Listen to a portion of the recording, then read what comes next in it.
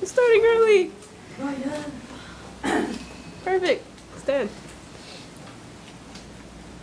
So, I work at Walgreens. I'm a cashier. And one of my favorite parts about working at Walgreens is seeing the really bizarre different breeds of people that come in. But by far, my favorite kind of people that come in are smokers that are alcoholics. Because I'm not 21, store policy says I can't sell alcohol, so I have to get my manager to come sell it for me, and that takes some time. So they walk up, they put their alcohol on the counter, I call what's called a code 21, and I sit there and I wait, and they're like, "I'd like a pack of Pall Mall Orange 100s. Oh, I'm not kidding when I get people like that. So I hand them their cigarettes, and they always tell me, "Don't ever get in the habit, it's bad for you, son," and I tell them. Now, I can't see myself ever getting into the habit. I'm a musician, I play the French horn, I need my lungs fresh and clean. Music has always been a really sort of central part of my life. I've been singing in little kids' choirs for pretty much as long as I can remember. I took some piano lessons in middle school. I joined band in middle school, and I joined the marching band in high school. And one of my favorite memories as a musician was my junior year in the marching band. I was the featured soloist during the second movement. The entire movement was almost all solo material for me. And it was homecoming night, and this football season we were doing really well, but we had gone to almost entirely all away games. So this was our first time coming home and debuting our show for a home crowd. And if anybody has been to the homecoming games at Maynard, there's like 600 people in the stands. And I'm sitting there in the middle of the field, and the entire band is behind me, and it's all me. I was terrified. I remember thinking, like, I don't know if I can do this. This is crazy. This is the biggest crowd I've ever seen in my life. And on the bus ride over, I turn to Bishop and I tell Bishop this. I'm so nervous. I have no idea why I'm so nervous. I've done this 1,000 times, but I'm shaking in my boots. And he was like, "But Ryan, we're sexy." And I was like, "Real grade A advice there, buddy. You're a real class act, you know that?"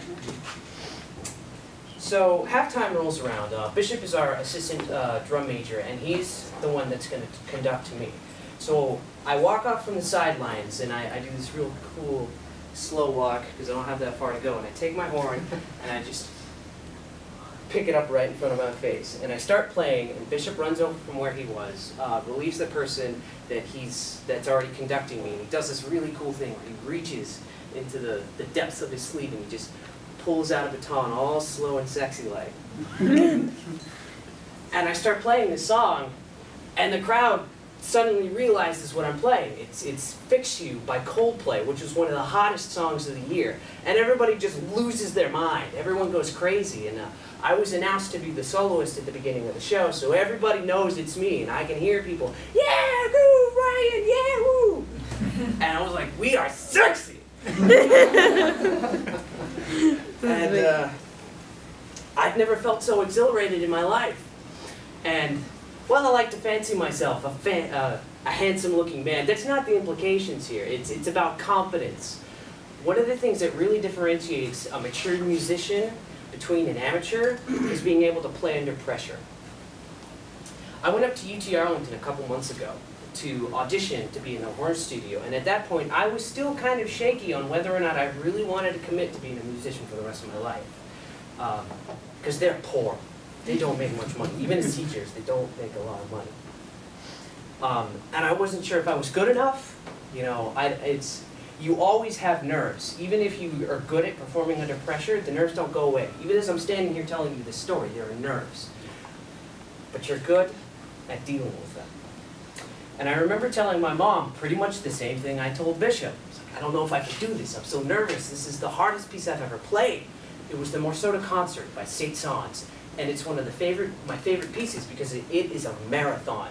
It's really loud, really fast, and really technical. And the ending just about turns your face into hamburger because your chops are just dead. So Professor Wood walks in. He's about my height. He's a bald guy. And he's really, really friendly. I'd spent some time with him beforehand, just in a casual setting, and he was really looking forward to see me. And I get up there and I play the last part of the piece. I took a risk because I didn't know if I was going to be able to do it well enough. but I knocked it out of the park. And after I finished playing, I put my horn down, and he told me, "You are really good. Like, nice facilitation of the face. Your embouchure is really technically proficient, and it's rare to see someone with an embouchure like yours so early on in high school. I think you'd be a fantastic addition to our studio, and we'd like to give you as much scholarship as we can. If we can scramble it together, we'd like to get your tuition fully paid for." A few weeks ago, I got a letter in the mail saying I won a $6,000 a year scholarship. And it totally blew my mind. I was like, what? You're telling me that right now someone thinks I'm good enough to pay me to play for them?